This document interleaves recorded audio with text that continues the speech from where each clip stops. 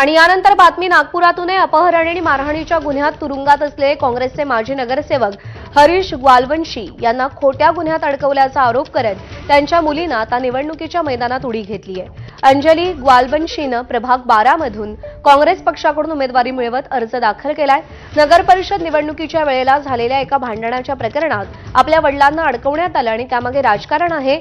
आता आपण वडिलांची लढाई पुढे नेऊ असा दावा करत अंजलीनं राजकारणात उडी घेतली आहे। विशेष म्हणजे अंजली ग्वालवंशी उच्च शिक्षित असून तिनं मायक्रोबायोलॉजी विषयात एमएससी केलंय आणि सध्या पीएचडीची तयारी करतेय। तिच्याशी बातचीत केली आमच्या प्रतिनिधींनी, पाहूया।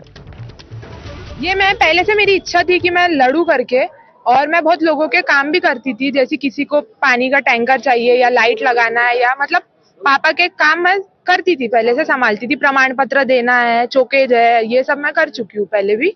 और मेरी इच्छा थी कि मैं करूँ करके। और मेरे पापा लोगों के बहुत काम करते आए हैं और वो मेरे को उनको देख के बहुत सी ऐसी प्रेरणा मिलती है कि मैं मेरे पापा के जैसी काम करूँ। वो तो लड़ना ही पड़ेगा ना, ऐसी कैसे छोड़ेंगे अपन?